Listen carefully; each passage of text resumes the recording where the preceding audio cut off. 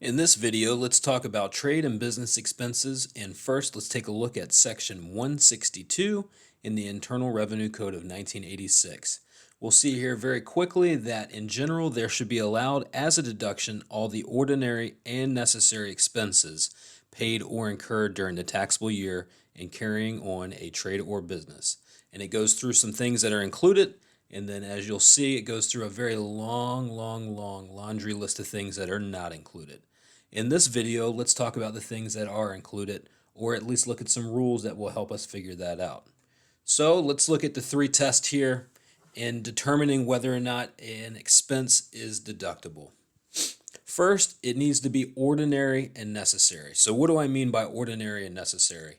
So if you have a dry cleaning business and you were to buy solvents and equipment to wash clothing, both of those things would be ordinary and necessary for that business.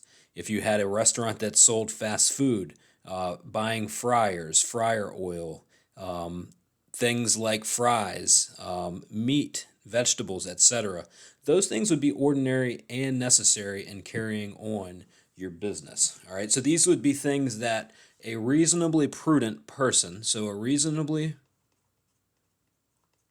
prudent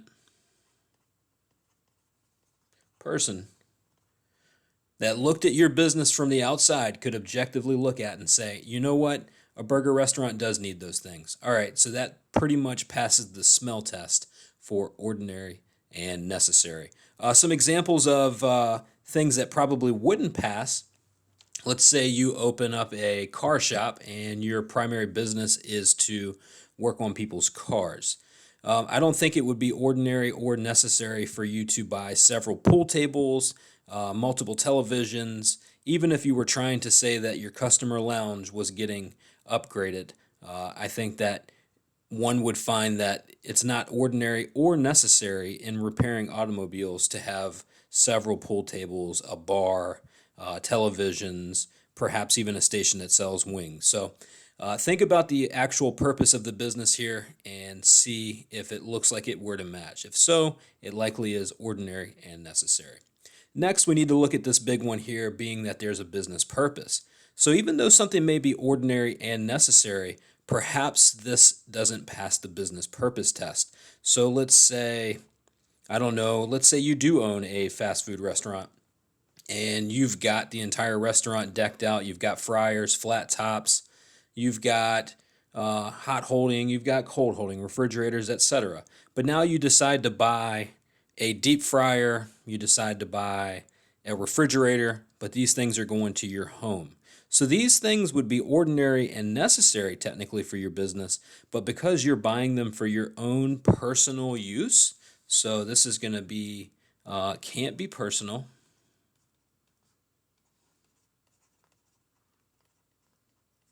All right, and it needs to actually be used for the business itself. This one's pretty self-explanatory, but a lot of taxpayers try and skirt the rules with this one, and you can get yourself in some trouble. And then reasonableness. So what do I mean by reasonableness? All right, so let's say you have a client that's coming into town and you've got a pretty big account with this client. All right, so you take them out to a pretty fancy restaurant. You try to wine them, dine them, make them feel special, and you end up spending $500 on a dinner for, say, 3 people. All right, it's a big account. It's a couple $1,000,000 coming in. I think we could say that that's a pretty reasonable expectation that we're going to entertain, that we're going to talk business over a $500 meal. All right, but now let's say you have a friend and they are also customers of your business, but every single week you all go to the nicest restaurant in town. And at the end of the year, you look at your receipts and you've spent $25,000 just going to the restaurant with this one person.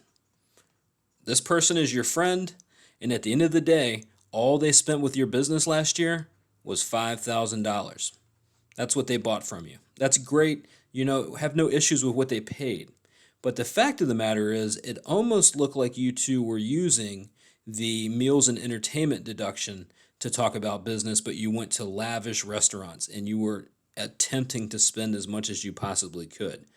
So the reasonable test here is probably not going to pass because no reasonably prudent person that looked at this from the outside and would say, you need to go to one of the hottest restaurants in town 52 times a year in order to secure $5,000 of business, when in actuality, this cost you $25,000. So this would likely not be allowed. This would probably be disallowed, and as such, it wouldn't pass the test.